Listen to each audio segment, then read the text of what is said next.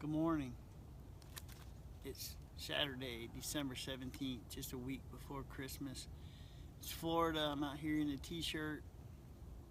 There's people all over the United States and all different kind of weather. It's amazing to me the way that God just makes the weather different all over the United States and all over the world at this time of year. We picture it being cold, but it's not always cold everywhere. It's not cold where I am right now. I'm wearing jeans, but I don't need a jacket. It's just amazing to me how the glory of God just shines throughout the whole world. This time of year, a lot of people have a sense of obligation. They think, I've got to buy a Christmas present for my sister. My cousin is coming to town this year, so I got to buy them something. I don't even know who they are, so I'll go out and just spend some money that I already don't have to buy something for somebody that I don't even know. The early Christians had a sense of obligation as well. Back in those days, the early converts, they still had a lot of conviction to the law that the Jews followed. And they didn't understand Christianity. They didn't understand the fact that we're not under the law anymore. The Apostle Paul wrote in Galatians 5:14, "For the whole law can be summed up in this one command: love your neighbor as yourself." You know, other people just want to be treated like we want to be treated. If you meet somebody and you don't know them, maybe they're a little different from you. They live in a different part of town. Their skin's a different color. Their financial status is different than yours. Maybe they're homeless. Maybe they're a drug addict. Maybe they're recovering from addiction. Who knows? You don't know what's going on in their life, but they just want to be treated like you, no matter who they are. When we love people unconditionally, that's what builds to relationship. If you find someone and they trust you and they listen to you and they ask you questions and when they tell you about their life, you're willing to listen to them and make them feel like you're not judging them, man, that's love. That's what people want to hear.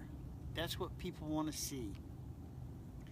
Relationships are what cause other people to give us spiritual authority over them. See these people on street corners preaching the word of Jesus, and that's great. I want to hear about Jesus, but when I stand on the street corner and I'm trying to do something and somebody's got a bullhorn in my ear, even as a believer, that's not what I'm looking for right now. What in the world makes people think that they're going to reach people with that bullhorn who don't want to hear about Jesus? The way you teach people about Jesus is through having a relationship with them. Let them see that you're willing to do for them, and then they're willing to listen to what you have to say. When people believe what you say when you're talking to them, and you're doing whatever you're doing with genuine love, that's when they desire to know more about what makes you different from them. What do you have that they don't have, and how can they get it? And that something is Jesus Christ. So what is love? 1 Corinthians 13 in verses 1 through 7 pretty well sums it all up. It says, "If I could speak all the languages of the earth and of angels, but I didn't love others, I would be a noisy gong or a clanging cymbal. If I had the gifts of prophecy, and if I understood all of God's secret plans and possessed all knowledge, and if I have faith such that I could move mountains, but I didn't love others, I would be nothing.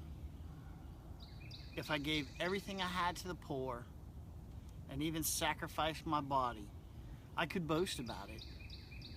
But if I didn't love others, I have gained nothing." It goes on to say, love is patient and kind. Love is not jealous or boastful or proud or rude. It doesn't demand its own way. It is not irritable, and it keeps no record of being wronged. It does not rejoice about injustices, but rejoices whenever truth wins out. Love never gives up, never loses faith, is always hopeful, and endures in all circumstances. When we do for others, it's only love if it's genuine. When we go out and do outreach, if we're out there in the streets giving things to people, loving on people, praying with people, if we're really only out there just because someone in our church is looking to see how much we're really doing. If someone asks us to come and we feel like we have to go because they ask us, and we're not really out there to love on other people, man, we're not doing God's work. We're not being the hands and feet. Call it what you want to, but if you're not out there to love other people and you're not loving on them, that's not love. That's obligation. Well, my children need help learning new things. I have to be patient with them in order for both of us to be successful. One of my children one time came to me, and I had bought him something for Christmas, and I told him to go get me a certain tool. He came back. If I asked him for a screwdriver, he brought back a socket. If I asked him for a wrench, he brought back a ratchet. And I realized that boy didn't know what I was sending him to get.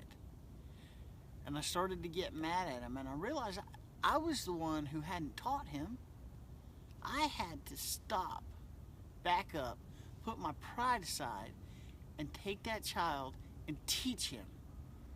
Well, that goes with everybody on this earth.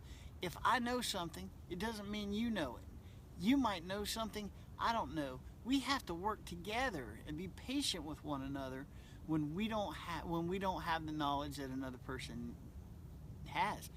Sometimes that's God's gift to us, is teaching us to do one thing so we can use it to teach others.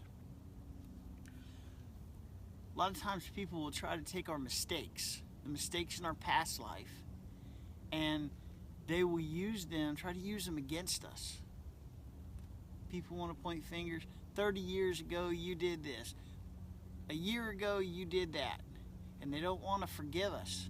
And they want to use a bad thing that happened in your life and in my life to make us look bad and put down Christianity.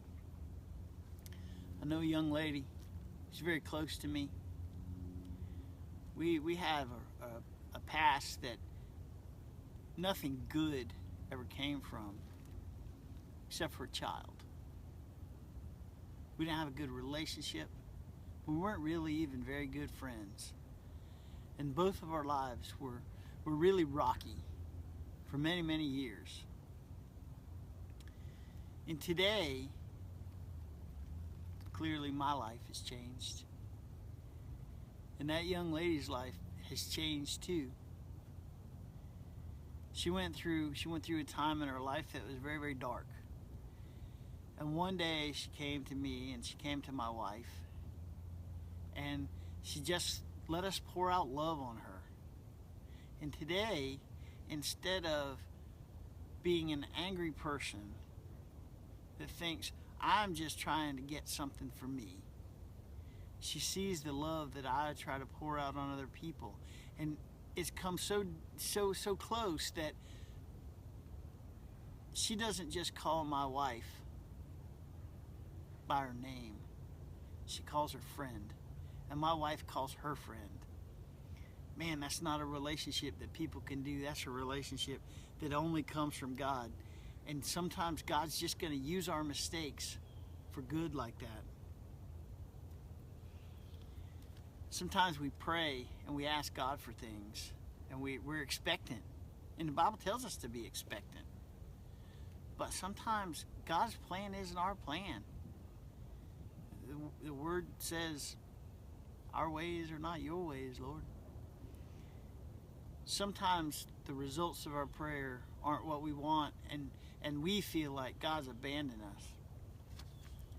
That's it. My son, a lot of people know my son, TJ. He's been through some tough times in the last few years.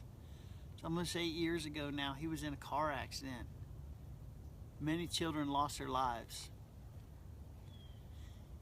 I have a friend who his daughter has the same injury that TJ had.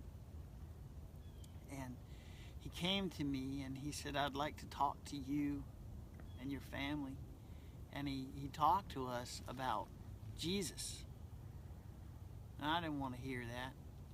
Sure, I'll take your prayer, man. Maybe your prayer to your God would help my son. Wow, how wrong wrong was I? I found out that Jesus was real and Jesus was alive, and God took control of my son's life. And when the doctor said, no way is he going to live, he lived.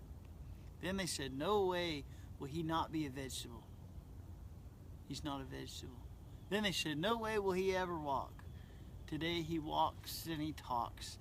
And sometimes I get frustrated, but I just got to be thankful.